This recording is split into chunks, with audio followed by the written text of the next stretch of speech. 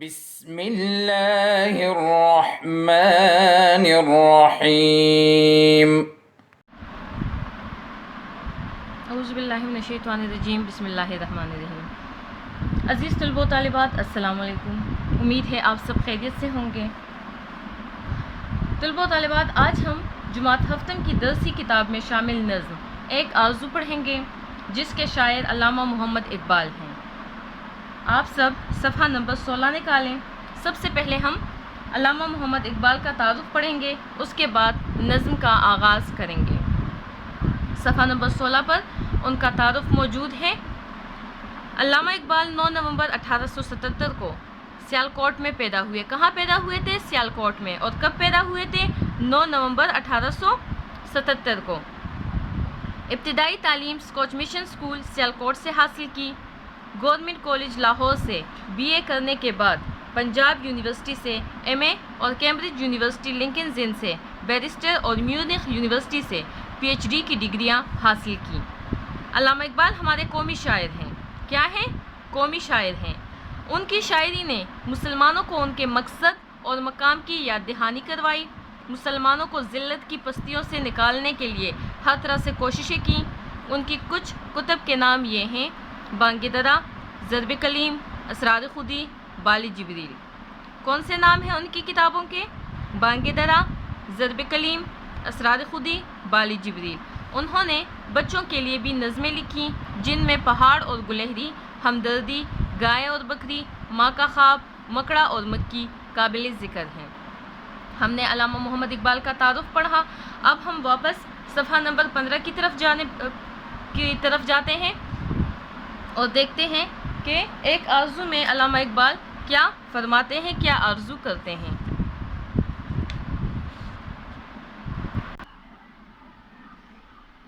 ان کی لکھی ہوئی نظم ہے ایک آرزو۔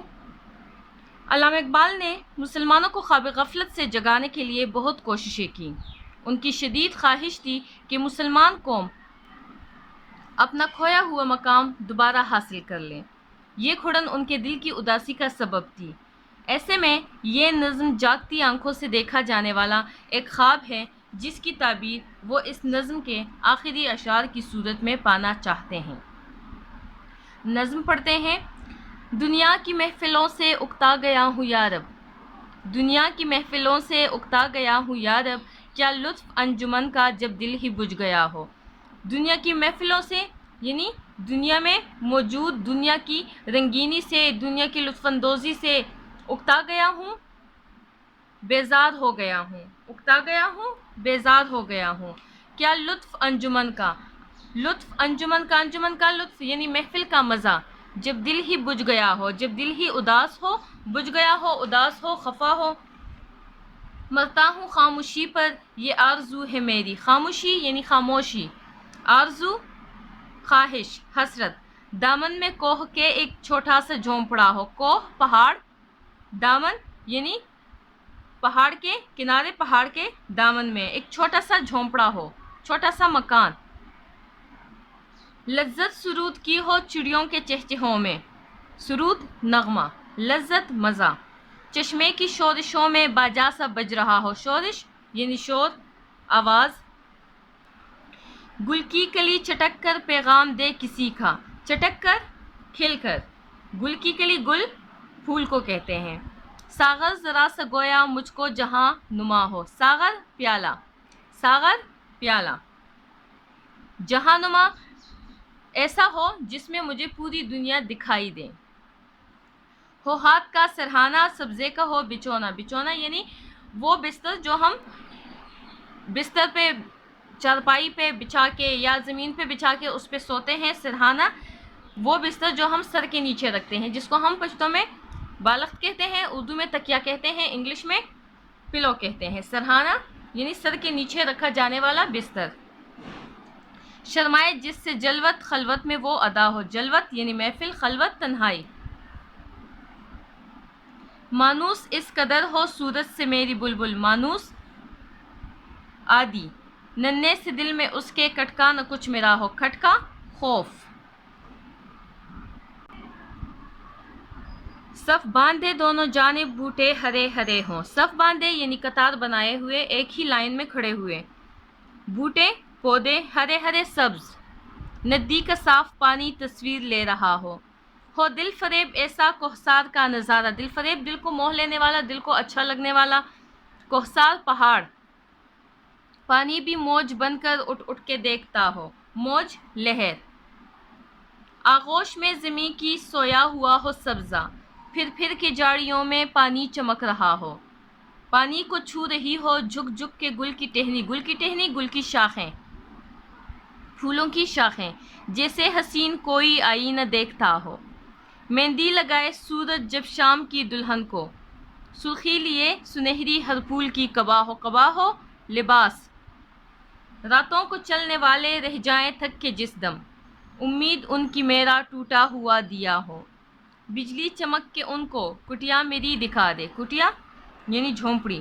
جب آسماں پہ ہر سو ہر طرف. ہر سو ہر طرف. جب آسماں پہ ہر سو بادل گھرا ہوا ہو.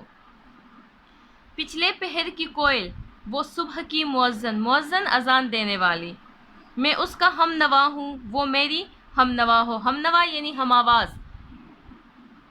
پھولوں کو آئے جس دم شبنم وضو کرانے. شبنم اوس ڈیو ڈراپس. رونا میرا وضو ہو نالا میری دعا ہو. نالا فریاد. اس خاموشی میں جائیں اتنے بلند نالے. یہاں پہ میں نے آپ کو بتا دیا نالا فریاد. نالے یعنی فریاد کی جمع. تاروں کے قافلے کو میری صدا درا ہو. صدا آواز. درا وہ گھنٹی جو قافلے کے آگے باندھی جاتی ہے. ہر درد مند دل کو رونا میرا رلا دے. بے ہوش جو پڑے ہیں شاید انہیں جگا دے. ہم نے نظم پڑھی, مشکل الفاظ کے معنی بھی سیکھے. اب ہم اس نظم کے 7 اشعار کی تشریح کریں گے. کتنے اشعار کی تشریح کریں گے؟ صرف 7 اشعار کی تشریح کریں گے. آپ کی سہولت کے لیے میں نے ہر شعر کے آگے نمبر لکھ لیے ہیں. اب ہم شعر نمبر 1 کی تشریح کریں گے. دنیا کی محفلوں سے اکتا گیا ہوں یارب, کیا لطف انجمن کا جب دل ہی بجھ گیا ہو. مسلمانوں کو خواب غفلت میں ڈوبا دیکھ کر علامہ محمد اقبال مایوس نظر آتے ہیں اور اس دنیا سے ان کا دل بھر گیا ہے. مسلمانوں کو خواب غفلت میں ڈوبا دیکھ کر اس دنیا سے علامہ محمد اقبال کا دل بھر گیا ہے. اس لیے وہ اللہ تعالیٰ سے فریاد کرتے ہیں اور کہتے ہیں کہ اے اللہ, میرا دل دنیا کی محفلوں سے دنیا کی رنگینیوں سے اٹھ گیا ہے, بھر گیا ہے, بیزار ہو چکا ہے. جب انسان کا دل بجھ جاتا ہے, وہ مایوس ہو جاتا ہے, تو پھر کسی محفل میں بھی اس کو مزہ نہیں آتا. شعر نمبر 2 ہے. مرتا ہوں خاموشی پر یہ آرزو ہے میری. مرتا ہوں خاموشی پر یہ آرزو ہے میری, دامن میں کوہ کے ایک چھوٹا سا جھونپڑا ہو. دوسرے شعر میں شاعر اپنی خواہش کا اظہار کر رہے ہیں اور کہتے ہیں کہ اے اللہ, دنیا کے شور شرابے سے اکتا گیا ہوں اور کسی پرسکون جگہ جانا چاہتا ہوں جہاں خاموشی ہو. خاموشی کی تلاش میں جانا چاہتا ہوں. میری خواہش ہے کہ میں کسی ایسی جگہ پہ جاؤں جہاں پہ مکمل طور پہ خاموشی ہو, سکون ہو. پہاڑوں کے دامن میں ایک چھوٹا سا جھونپڑا بناؤں اور وہیں پر قیام کروں, وہیں پر رہوں. تیسرا شعر ہے. لذت سرود کی ہو چڑیوں کے چہچہوں میں. لذت سرود کی ہو چڑیوں کے چہچہوں میں, چشمے کی شورشوں میں باجا سا بج رہا ہو. شاعر کہتا ہے کہ میں کسی ایسی جگہ پر جانا چاہتا ہوں جہاں پر چڑیوں کی چہچہاہٹ سن کر نغموں کا سا لطف آئے.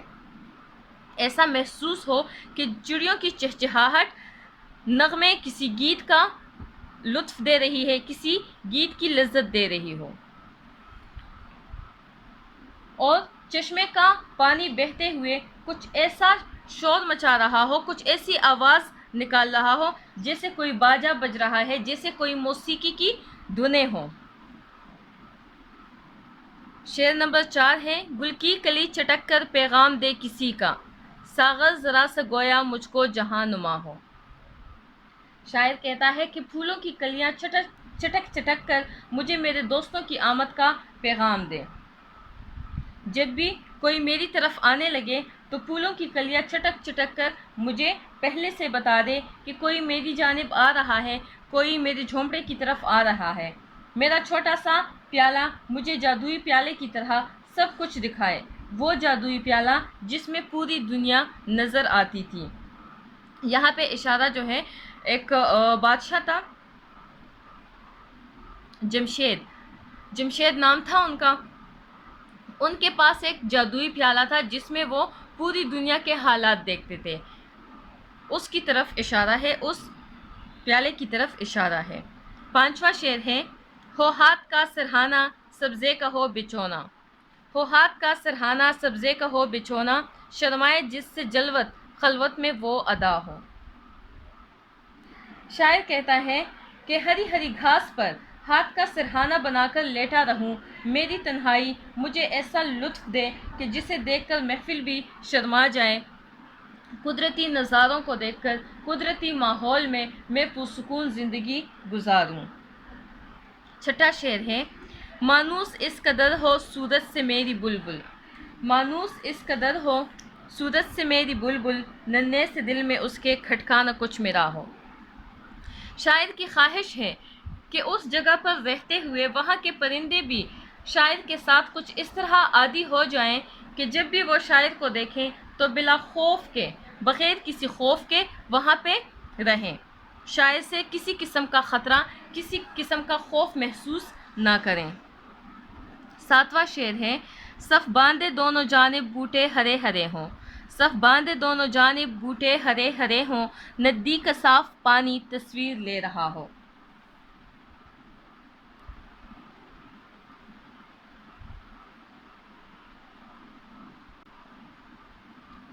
شاعر کہتا ہے کہ ندی کے کنارے ہرے ہرے سبز پودے قطار کی صورت میں اگے ہوئے ہوں، جن کا عکس ندی کے شفاف پانی میں یوں نظر آئے جیسے پانی ان کی تصویر لے رہا ہو۔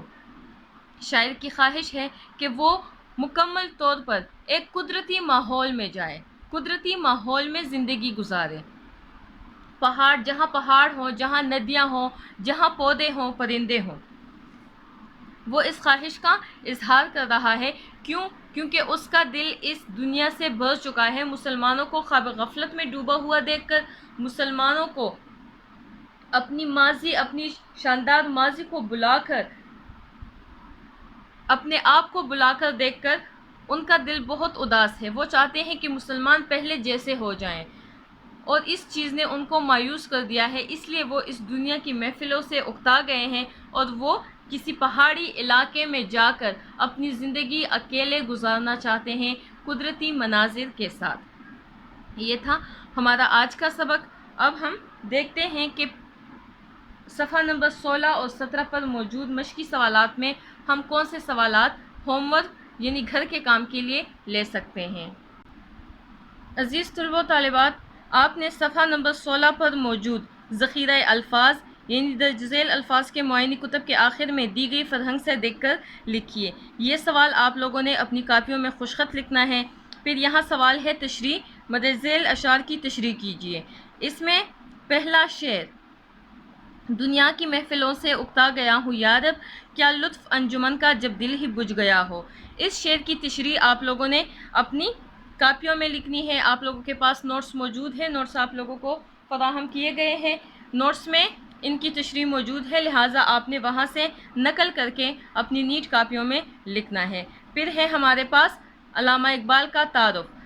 آپ نے علامہ اقبال کا پورا تعارف خوش خطی کے ساتھ اپنی کاپیوں میں لکھنا ہے۔ انشاءاللہ کل بقیہ سبق کے ساتھ حاضر ہوں گے، تب تک کے لیے اجازت چاہوں گی۔ اللہ حافظ۔ اللهم انفعنا بما علمتنا وعلمنا ما ينفعنا وزدنا علما